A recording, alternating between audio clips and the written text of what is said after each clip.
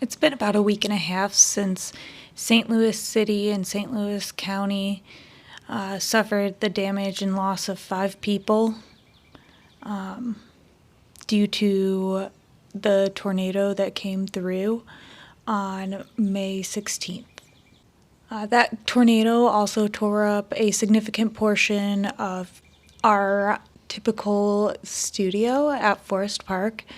This episode was recorded before the tornado came through, and Happy Pace Podcast has been doing what we can to help support the cleanup efforts in both North St. Louis and the Forest Park. There are definitely a ton of resources going around. We'll post the United Way link in case you want to use that to sign up for volunteering in North St. Louis City, or if you want to volunteer for Forest Park Forever, we'll also be posting that link. There definitely have been an influx of volunteers at this moment, reportedly, signing up to help with cleanup efforts, but as we get further away from the tornado actual date of occurrence, we gotta make sure we stay strong and continue helping and supporting our community. So we appreciate anything and anyone who wants to donate any supplies or their times and money, whatever people can do to help our neighbors. With that being said, my name is Elaine Sims. Gretchen Brune will be joining us shortly for this episode with our guest, Sadie Smith. So sit back, relax. I hope you are safe and able to find your happy pace. Well, Sadie, okay. Sadie Smith, let's get a little idea of who you are and what running means to you. Sounds great. So my name is Sadie, and I am a 46-year-old mom of 2 and a part-time teacher. And I picked up running marathons about 11 years ago when my kids were young. I have lived in St. Louis for the last 10 years and am a part of several running communities, run with Big River quite a bit, tried to volunteer and get involved as much as possible, which is increasingly difficult as the kids get older and busier, but I am a prolific racer. I love running the marathon, and just love going for a run. So I guess I am. That's awesome. I guess my question is, do you want to give us a little rundown of some of your stats? Sure. Race stats or just, some significant moments. Yeah, I believe I am at about 119 marathons. I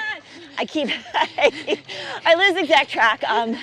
And that's been, over the last 10 and a half years. I ran my first marathon in 2014 in Illinois.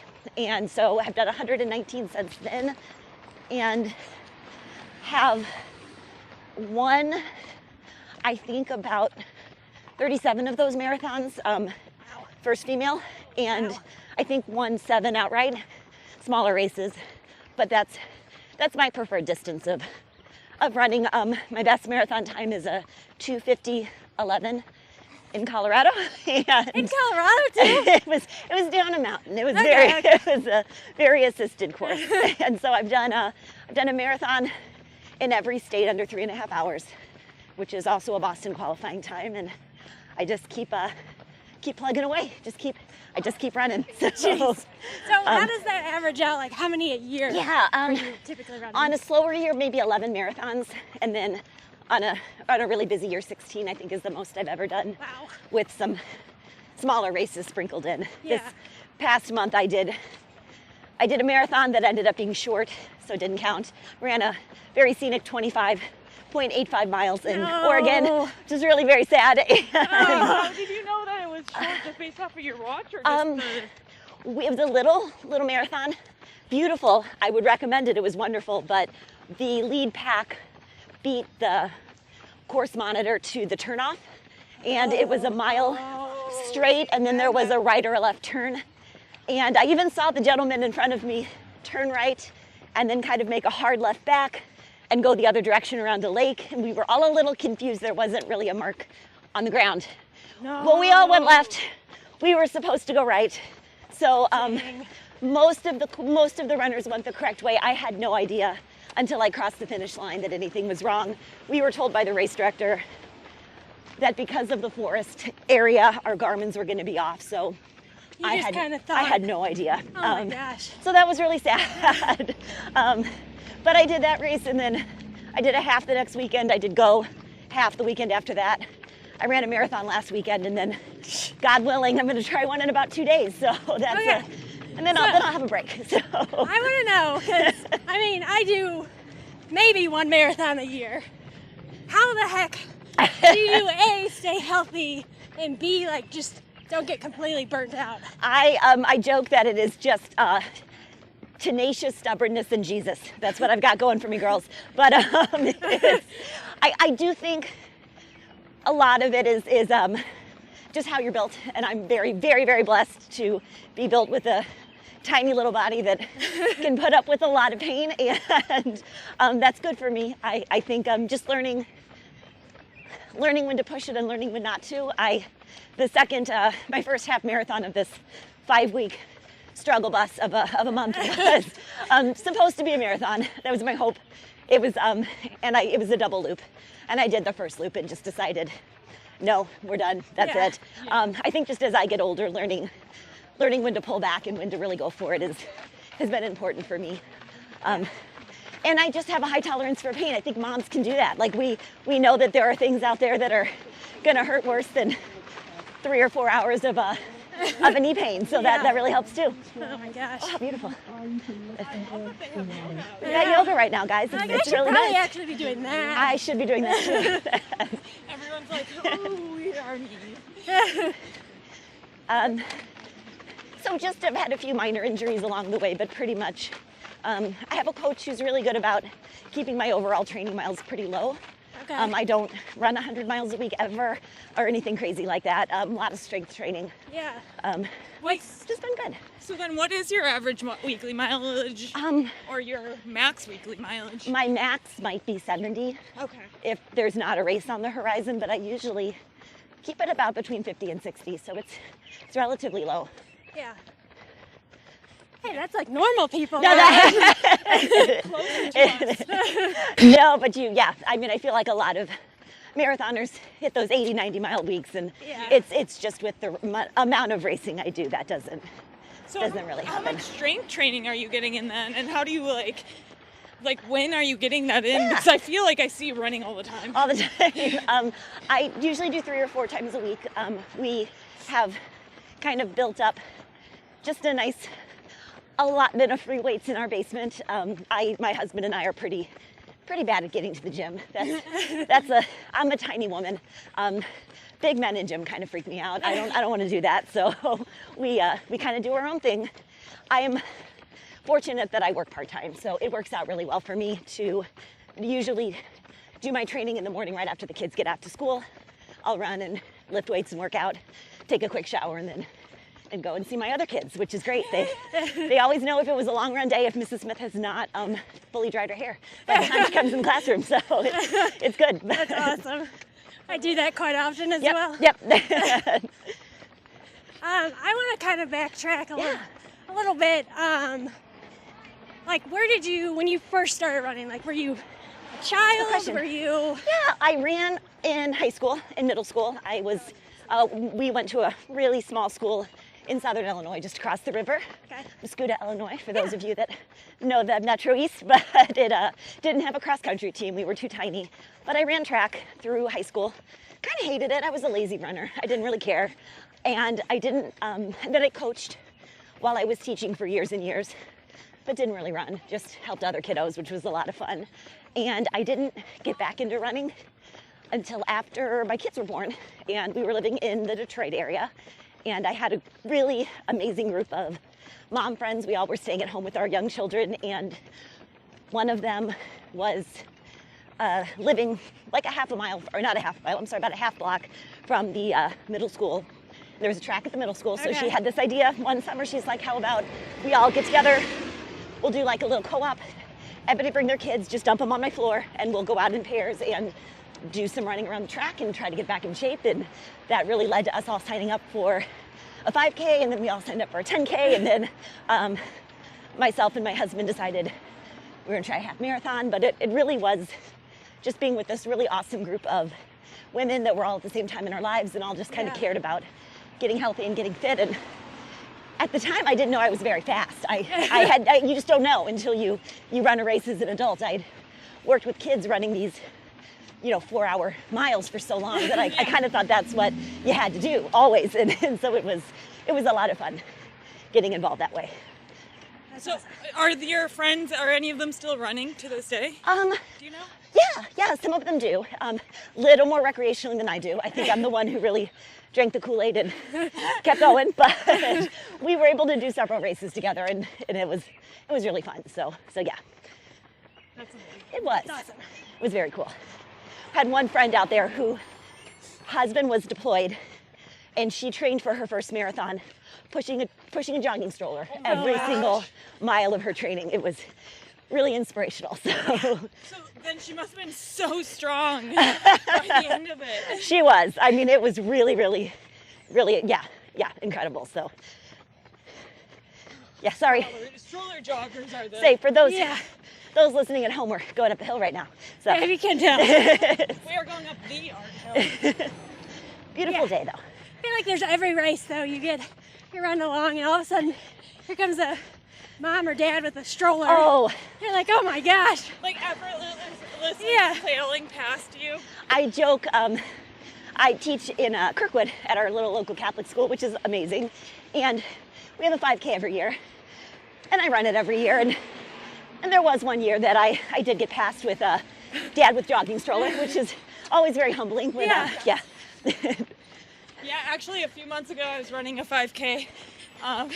Still got second female overall, but the jogging stroller and the dad that just like cruised right past me. I'm like, oh, you are crushing it, and this is so humbling. It's very humbling. Like Humbling. I think that is the most amazing thing about running in general is it always keeps you humble. Yes. And no matter what it is that you're doing in the world, unless your last name is Kipchoge, somebody's doing it better, or somebody is doing it more inspirationally, or there's just so many amazing stories out there, and it's just always an incredible community of people. I feel like Kipchoge, we're getting out of the aging Kipchoge. Yes, which is still inspirational. Still crazy. It's still crazy, yes. So that actually is a good transition into my question. So obviously you are getting older. We are all getting older. What? I know, right? Every day. I thought I was Benjamin Button. So like you're still setting PRs. I'm curious, like what advice would you give? Oh, and aren't you the state record holder for the 50K? Or something like that? No, I have the second and the third fastest time in the state for the 50K. Lovely woman out of Springfield still has the record, who is also a master's runner, so she's a fantastic person. That's amazing. I did get the record for my age 46 in the half marathon though at Go 3 weeks ago, which was pretty fun. So those state records are kind of fun little carrots for us aging runners. So what advice would you give, I guess, to other runners to continue to PR as we age? enter our twilight years? Because I'm not that, believe it or not, I'm not that far away. I think really strength training is more important than a lot of people when they're younger want to give it credit for, including myself. I went the first 3/4 of my marathon journey without ever lifting a weight, thinking that was just a waste of time, and I didn't, why would I do that when I can use that time to run? That's just silly, and it makes such a phenomenal difference. And I feel like I've heard that from so many runners, especially masters runners, and it's true advice. It makes such a difference in your recovery, in your strength, in your speed. It's a lot of things. And I think just really understanding that it's quality over quantity past a certain age as well. I always do 2 speed sessions a week if I'm really training, usually 3 if my long run is usually done at about marathon pace. I don't need to do 100 miles, and I know that. It's just more important that I'm out there running fast and trying to not lose gains. So I think those are really important as you get older, just to remember that more isn't always necessary. So You listening, Virginia? Well, and then I guess, what has been some of the best advice that from a coach or from anyone that you've received as you continue to train and everything? Of course. So I have a great coach out of Memphis. I hooked up with her about the time that I started dropping time in about 2021. Okay. I went from averaging about 3.5 hours for my marathon to averaging under 2 or 3 hours in the 250s. And so, no. Really fast. No, just very high 2-hour marathons. But she really did push the speed work to levels that I didn't believe I could realistically do. So I think just that advice to always try for more. Like, just like you can get out of your comfort zone in these workouts and it can be hard. And I would say 75% of the time when she gives me time goals, especially for speed work, I do not hit them. I'm far off, but it's the idea that, like, she has this whole mathematical algorithm that I do not believe is in fact factual for myself, where if I can run a marathon in X amount of time, I should be able to run a 5K in this equivalent amount of time, which I cannot do. So it's like a Garmin. It is. It doesn't work. So, mine's the opposite. Mine's like, oh, your 5K is really fast, but your marathon's not great. I think real life, those don't always work out. But it is great to have somebody that constantly pushes and tells me, like, you really should be able to do this. Just try. Like, the worst thing that's going to happen, you don't do it. Right. My personal running inspiration is my friend, who is a Minnesota runner, and she's 66 years old. Her name is Gwen. She places in the top 3 in her age group at every World Marathon Major that she attends, and this year she is running all 6 of them, not including Sydney, because she did it last year and won her age group there, but she just did the London, Boston back-to-back, and I believe placed second in her age group at both races, which is incredible. So I take a lot of her advice and her, like, I want to be her when I grow up. She's incredible. She is running 3-hour and 20-minute marathons at age 66 and is incredible. So a lot of the advice with strength training, the advice on recovery. She also is like me. She'll run a dozen marathons in a year. So it's just really good to see what works for her. And try to keep that in mind as I age as well. They're doing Oh, we got more Zumba, it looks like. Or like jazz or something. Yeah, because they have a little like step.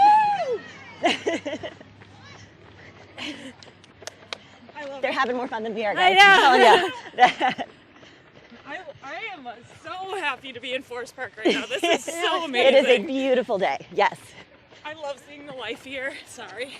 Side note. No, this is what makes running worth doing. I mean, races are fun, but running is the sport about the people you meet and the people you get to run with and the support systems that you make. And it would be a terrible sport if you were doing it in a bubble all the time. So I guess when you go to run, you know, either at a different place for a race or just for your workout, are you just constantly meeting new runners? Because it sounds like you're so well connected with everyone in the upper echelon of the community. I feel like I'm very well connected with people in that semi-pro, mid-upper range. I don't know any professional runners, but I'm part of a number of groups that are national groups for people who run silly amounts of marathons in their years, and we all kind of know each other. It's a big country, but a small group of crazies that do these things, and so it's been a really long time since I've gone to a race and not known somebody, which is really fun. It's amazing. The little race in Oregon was a great example. I thought that was one. I told my husband before getting on the plane, it's going to be the first time in a long time I'm going to a race where I don't know anybody, and sure enough, I get on the bus and 2 of my really good friends from Virginia are on the bus. I'm like, oh, this is great. So it makes it a lot of fun that way. I feel like it was, I really got connected with people who were not from St. Louis before doing a better job of connecting into the local running community because I have kids.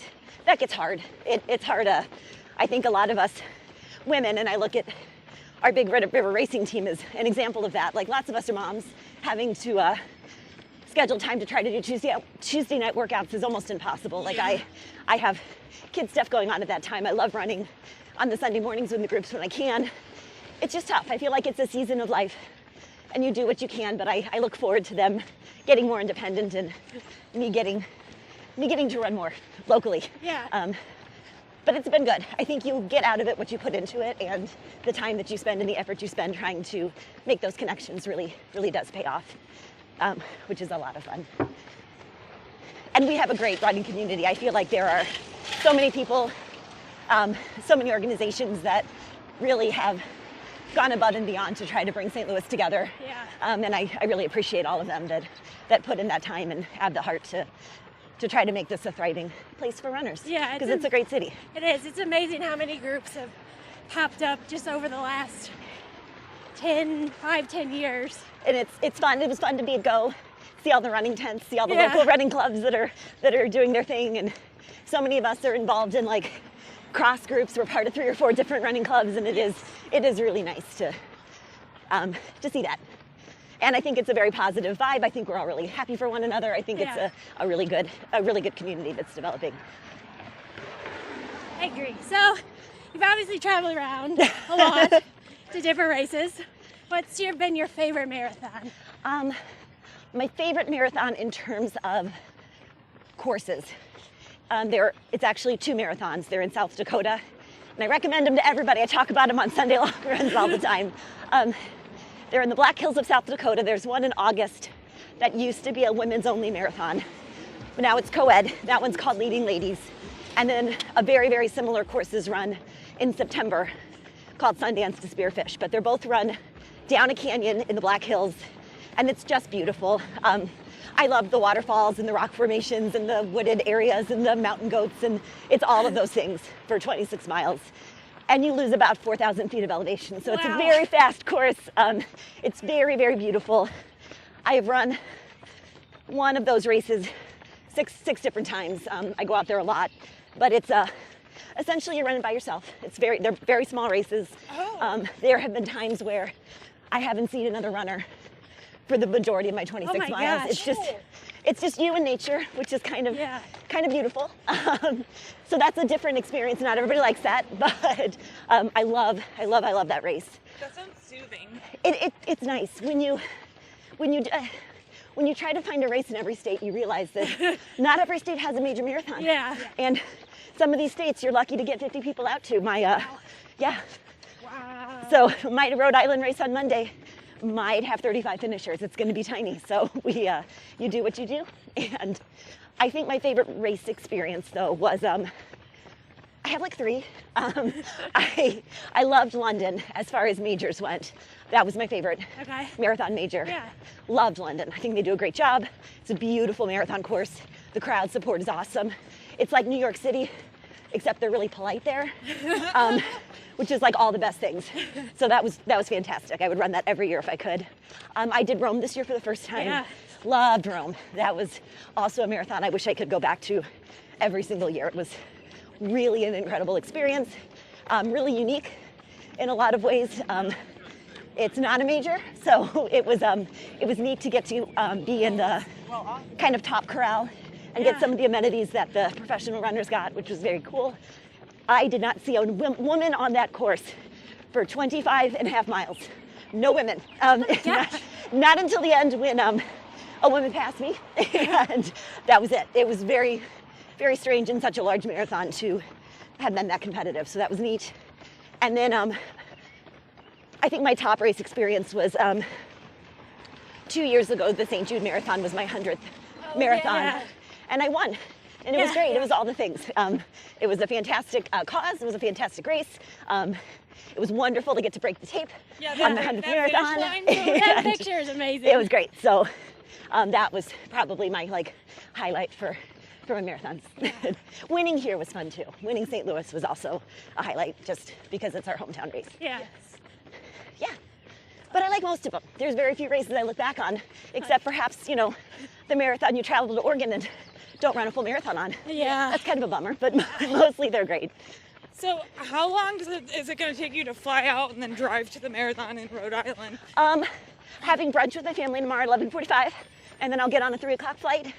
I'll get into Boston at 7. I'll probably be where I need to be about 8:30, 9 o'clock, and the race starts at 6 a.m. the next day. Whew. flying out at 1 p.m. So it's Oh my gosh. it's a business trip, ladies. We're going in and trying to take care of some business. So it's, Well, and you have a hard cutoff. I do. Like it's, yes. Fortunately, it's a multi-loop course. So if at any point in time, like things don't go well, I can just tap out, which is helpful. It's always nice to have that in your back pocket. It is. And back to the, oh, I'm sorry, go ahead. Is there any like country or marathon or race or state that you like really want to do another race in, besides the 3 that you've just like were your favorites? Something you haven't gotten to do before. I think there's just so much. I think the more you run around, the more you realize like there are all of these amazing places to run. So there are, my husband and I just signed up for South Africa 2026 yesterday. So I'm excited about that. It's going to be they're in contention to become the next World Marathon Major. Yeah. So that's going to be a really fun race. And there are about 11 states that I'm going to revisit in the next year I'm excited about. And there are a lot of wonderful marathons that just aren't fast courses that as I get out of trying to run so fast, I look forward to running Big Sur. I look forward to running some of these beautiful races out in Maine that maybe aren't going to produce fast times, but are just good experiences. So Beautiful. What I was kind of wondering when you were describing like in South Dakota, like that doesn't feel like it would be, I would want it to be a fast course. Right, and a lot of people don't. There are definitely people who walk and take photos the whole time, and I think that they're having a lot more fun than I am. And I want to be those people, so. Yeah, one of my friends actually, she and her husband, they're awesome, and she runs, but they also walk marathons together. So they'll like go to like really cool places and do a marathon and walk it, and just get an 8-hour awesome It's like walk. a date. It's fantastic. Yes, Like yes. I have They're a lovely couple. yes, they always are lovely couples that we're going, which way to go? Okay, sorry. I have my friends that I ran into out in Oregon are both marathon walk joggers. Usually finish in about 6 hours. They run every single weekend. They have so much fun, and I keep telling them, I just want to run a race with you guys. I want to stop at every fireball station on the course. I want to like take all the pictures. I want to pet all the dogs. Like you guys have figured it out. So it's I love that we have the walking group with training team. I love that so much. I love that. I'm just blown away. Like they'll do the arch run. They will walk the entire thing. I'm like, that is just, it's so impressive. I think it's harder. I think like you are out there potentially for 5 hours longer than I am on a course. That is so hard. So yeah, props up to those guys. They're incredible. The first marathon that I ever did, I stupidly signed up for a trail marathon, and it took over 7 hours. Oh man. And honestly, I was dead at the end. But I mean, it was still like, I got to enjoy the woods. I really like, I look back at that time that I spent out there pretty fondly, even if it was in pain for the last 3 miles. It's I think trail races are so fun. They feel like video games. I kind of love running them because you're constantly aware of your surroundings. You're constantly jumping and dodging, and it's kind of like defensive running, and it's so fun. So are you gonna come out with us at Unpaved? I am going to do 0 trail races until the end of 2026. Every time I run one, I tweak something. And it messes me up for road races. So I feel like I have some goals I want to try to knock off with marathons, and after that, I think it's wide open for all the things. Yeah. All the trail races, all the fun happens after that. So we'll see you at like a color run or something. Oh, well, that's how I started. That was my very first 5K as an adult. Was a color run up in Ann Arbor, Michigan. It was great. I ran with my running group of moms. We had so much fun. Yeah, I remember I ran on one of those when I was in college with like my entire family, and we just like had so much fun. It is the perfect gateway race to get into running, I think. It's great. Yeah, I'm pretty sure that was like the first race that I ran, and then I started running more with my friends. It's now that you say that. Yeah, it's super social. It's all the things you want running to be. It's a lot of fun. It's not like competitive. It's great. And you come out looking cool. Looking colorful. Absolutely. I think that's the greatest thing about running in general is the Ooh, go Brandon and Caitlin! Woo! Oh, they're cute. This is them. We get them. Brandon! Go Caitlin! This is it, guys. This is what makes running so amazing. I love the supportive community around runners. I love that. At the end of the day, it's a race, whatever. But I think just the supporting of other runners, the high fives, the congratulations along the course is fantastic. It's just, I think you're always happy for everybody. You're doing your own thing. Your time is not dependent on like my time and your time are not mutually dependent. Right. Yeah. If I miss a free throw, it doesn't screw up your race. Right. It's just fun to be happy for everybody and their goals. It's a neat sport. Well, and like everyone can make their own goals. Yeah. I think that's the thing, like people have like the freedom to do whatever goal they want. Absolutely. Absolutely. Yeah. It's great. Everybody should do it. I assume all your listeners run, but you know, if you're out, you're listening and you don't, sign up. It's great. Like, join us for a long run. It's so much fun.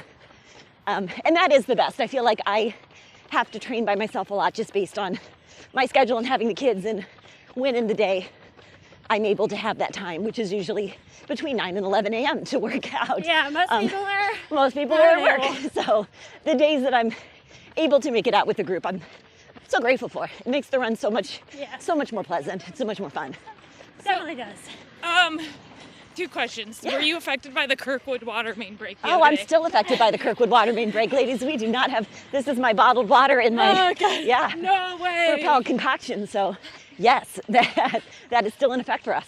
And then second, what classes do you teach at? Because I went to Catholic grade school. Oh, it's great. So did I. Yeah, we're parochial school. I love it. It is the ideal job for a former teacher / stay-at-home mom for 15 years. I job share with another wonderful lady, and I teach 6th grade language arts at the end of the day, and then I teach some electives. I did a theater class last fall, which is amazing, and I am doing a creative writing class this year, or this semester, I guess. So it's perfect. It's, you know, at most 4 classes a day. On a light day, it's 2 classes a day. It is, it's just enough time. I love being with the kids, but it still allows me to do this, which is really important to me, and still allows me to do all the things my kids need me to do. That's awesome. So it's ideal. Were you like into theater growing up or anything? Or I taught theater full time back in my first, for a couple of years on my first go around as a teacher prior to having kids. So no, I was not a theater kid. I cap out at about the middle school level of drama. Beyond that, they know way more than I do. So it's enough. But super fun. We did a Christmas play for the kindergartners this year. It was adorable. Like, so love it. So.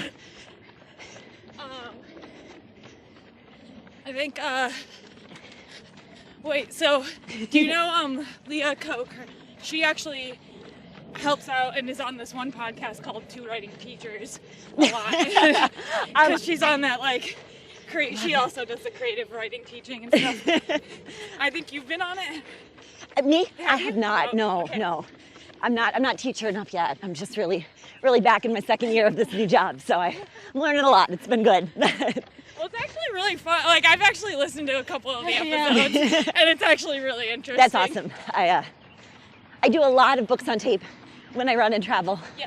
I need to do like podcasts. I listen to like the people I know. Yeah. A lot of running podcasts. I need to branch out more. Yeah. My husband he can do a whole marathon listening to podcasts. It's amazing. Wow. So Podcasts. I know. just about anything. I mean, he's the nerdy husband type. He likes all the financial, political podcasts. Okay. He gets real deep, and I don't know how he runs fast doing that, but he can. It can be invigorating. Yes. As someone who actually is like listening to financial podcasts sometimes when she's running. That's awesome. Your heart gets pumping. So are you a music listener then when you run? Cannot run a race without music. I will scratch out of that marathon if I have to.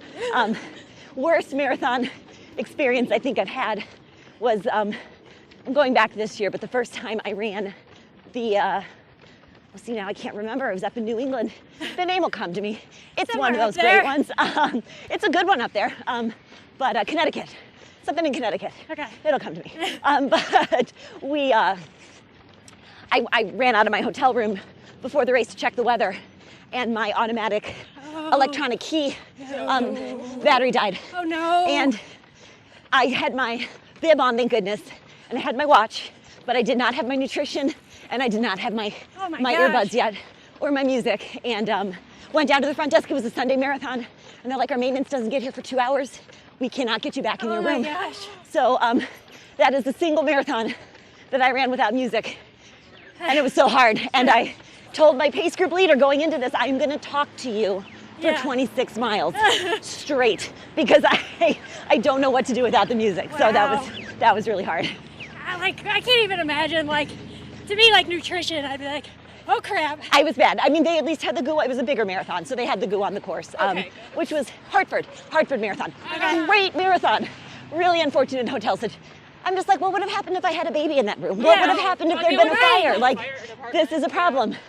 It really threw me off, though. It was very disconcerting, and I came back from the marathon, and they did have my door off the hinges, and then moved all my stuff across the hall. It was a whole thing. Oh my God. Oh. It's the law of averages. Did you get a room comp? I did get a room comp, yes. So that was crazy.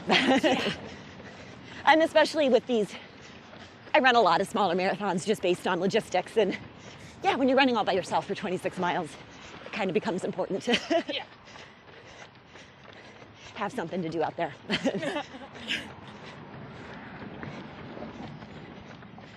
I don't get the people who can't run with music during like or like something.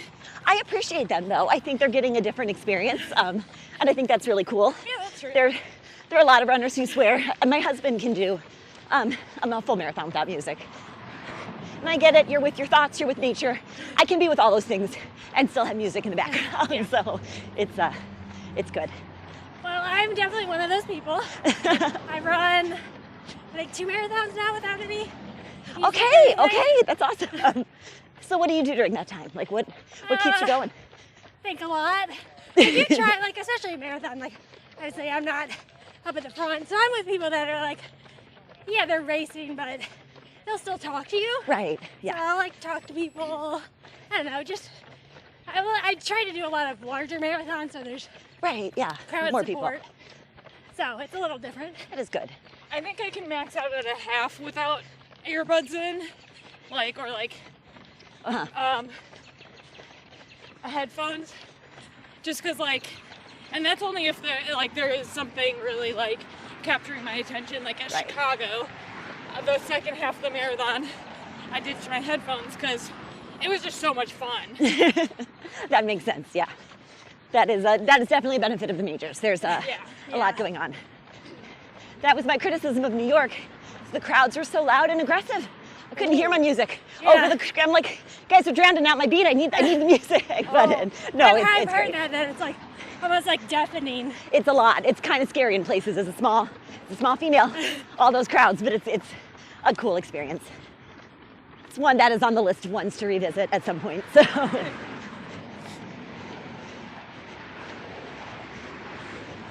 But I do. I think it's whatever brings you joy when you're running. Yeah. And I do definitely miss running at that 3:30 pace for races, because it's fun to have the group. It's fun to talk. Right. That's one of my goals in the next 5 years, is to get a lot more heavily into pacing.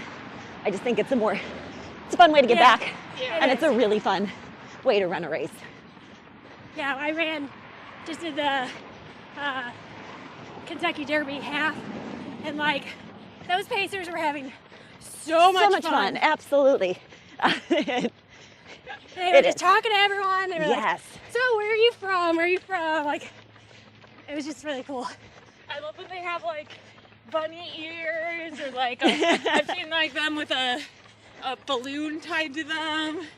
That's so fun. I have a friend who paces, and he will dress in costume like he's a gladiator at Rome every year. He does always does that. And he paces fast. He's pacing 3:30 or faster runners and having a great time out there. My favorite, it was actually a St. Louis pacing story. I was set to finish my 50 state marathons at Go in 2020, and we shut down 2 weeks before Go. Yeah. So that didn't happen. But leading up to that, I had a lot of friends that were coming out to the race, and one of my friends who frequently paces, was going to pace specifically the 3.5-hour group for me. He's like, I'll make sure to get you in. We'll get you with your Boston time. We'll run it together. And I was like, that's wonderful. I love that I'll have somebody to talk to, friendly face the whole race.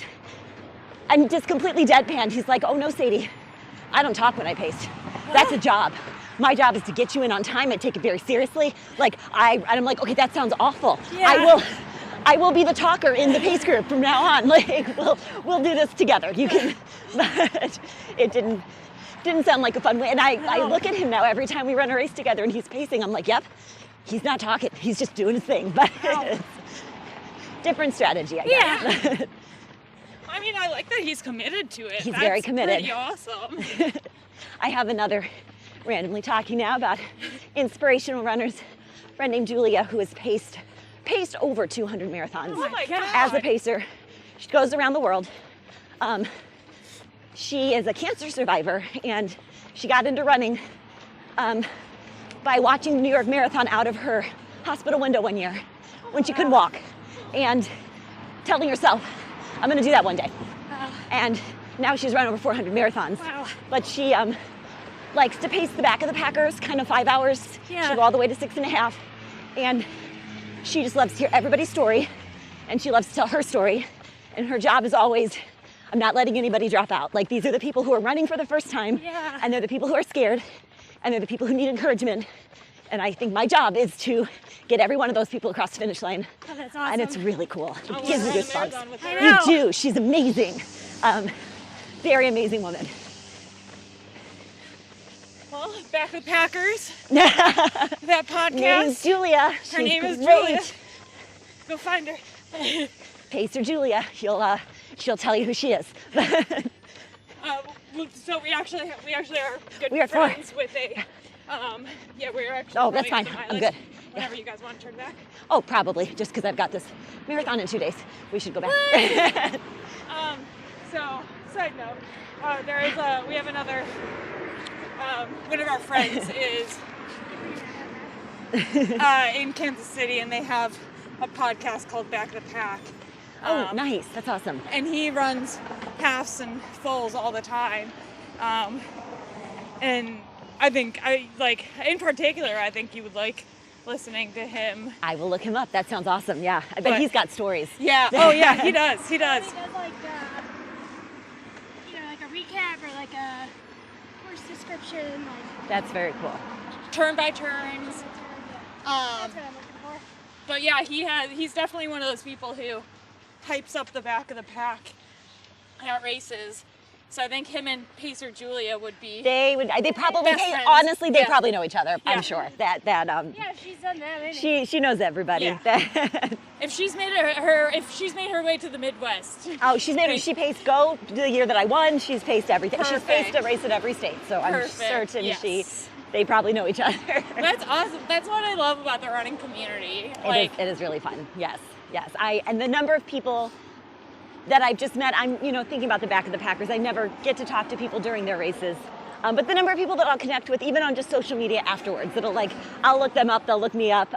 yeah. And then you just kind of see them again. Like, it's the woman who's fantastic, Sarah, who holds a lot of state records in Missouri out of Springfield and she's the one with the 50K record. I ran 3 or 4 races with her before ever kind of knowing her. But I feel like, Yeah. I don't see her. We're friends. I feel like we're totally friends. Like, I love seeing what she's doing. Like, we follow each other. It's, Go St. Louis was super fun. The half, one of Sarah's runners, Casey, was second the year I won Go. So I knew her from that, just knowing like you were right behind me that whole race, but follow each other on social media, and the race was probably the most fun half marathon I've ever run. I could see Casey in front of me the entire race, and I knew that Julie Losses was right behind me the whole race. Like, we were all within 20 seconds of each other, yeah. and we were all masters runners, and it was it's not competitive. You don't feel bad things. It was just fun to know that, like, I can still see Casey. I can't catch her. And I know if I take a bathroom break, Julie's got, it makes it fun to know these people, and it's not just a random person breathing down your neck. It's somebody you feel like, if Julie passes me, good for her. Like, that's fabulous. So it's really fun. It sounds to me like you're not necessarily competitive with other runners. You're more kind of competing against yourself. I am. I will. I mean, do you have some of those competitive juices? Oh, absolutely. I want to win. I say that I am more motivated by a mid-sized marathon of 1,000, 2,000 runners where I'm competitive, much more so versus a major where I'm going to come in, in the top 100. That doesn't do anything for me. Yeah. Big fish in the little pond. Right. The good case in point, the one I just ran on Sunday was a marathon out of New Hampshire. It was a downhill course. It's a Revel, so they've lost about 2,000 feet of elevation. It was really fun. There were about 1,300 runners total at the race. Half were women, but it's a course I cared about. My dear friend from New Hampshire is a course certifier. Great, awesome marathoner. He passed away very unexpectedly last year, but this was the last course he certified before passing away, and I got to run it this year, and I just wanted to make him proud. I wanted to place at least top 3, but as the race was going on, I was winning. And about 20 miles in, I'm real good at winning about the first 16 miles of a marathon. I always start too fast. And then I'm very, very confident that somebody's gonna pass me at about mile 18 all the time. But I had this race, was winning, kept looking behind me, nobody was there. And at about mile 20, I'm like, I wanna win this for Bob. I wanna make him proud on this course. I am 46. There was a 26-year-old woman in second. Had no idea how close she was to me until mile 26.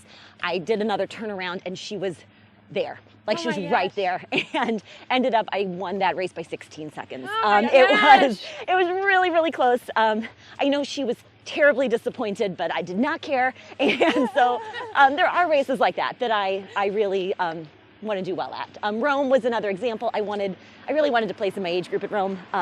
It's a big race. I thought that would be really cool. So there are times where I go out. It's nice to be in the top 3 overall. If it's a race where I feel like I can do that, it's a goal, which isn't every race. But one of my goals is to have a top 3 finish in every state in the country. So that is something I'm working towards, girls. Oh my gosh. Well, Gretchen, do you want to ask her the question? Oh God. Well, I feel like I kind of, sort of, maybe know the answer, but so would you consider yourself a morning runner or a night runner? And what do you like? I mean, what does your body prefer? 9 a.m. I'm very conditioned to 9 a.m. I'm conditioned to the get up, get the kids to school, have some caffeine, do some Duolingo at my house, and then put on my shoes and go. So usually about 8 a.m. or 9 a.m. is good. For racing, earlier the better. Like a 6 a.m. marathon is fantastic. So I'm gonna go morning runner. Yes, I'll but not a 4 a.m. Not 4 a.m. morning runner. I only do that when my child has to swim early. I'll get up and do the 5 a.m. run while he's doing his 5 a.m. swim. See, 4 a.m. is almost still the night. It is. I agree. I am not a fan of those crazy early runs. Ron Patrick 3 at 3. Yeah. But it is lovely. Today he was swimming at 6 a.m. It's great on those mornings to get up and have it done early, and especially the speed work, because I hate speed work. Yeah. I'd rather get that done at 5 a.m. and pretend it never happened. Same. Because if I have to think about it all day, nobody likes speed work. No. It's terrible. Yes. Well, I think thank you so much. Thanks, guys. It was a fun chat. Yeah, this was so great to have you on. We've been wanting you on for ages. It's always fun when you guys have a fun podcast. It's fun listening to, and again, I'm happy to be here, happy to chat. Happy Mother's Day. Yes, thank you. All right, well, thank you so much, Sadie. We'll talk soon. Yeah, thank you so much. Okay. That's it for this episode of Happy Pace. Like this episode and channel if you found your happy pace while listening. Subscribe to us on Spotify, Apple Podcasts, and YouTube. You can find us on social media at happy_pace_podcast on Instagram and TikTok. Email us at happypace@houseofmachka.com if you have any questions, comments, and ideas for guests. This is a House of Machka production. Our music is written, performed, and recorded by Grant Underhill, Mike Plasmeier, and Jake Laconte. Our graphic designer is Rachel Slingluff, and our marketing manager is Gretchen Brune. This episode was recorded and edited by Elaine Sims. Happy Pace is recorded in front of a live Forest Park audience.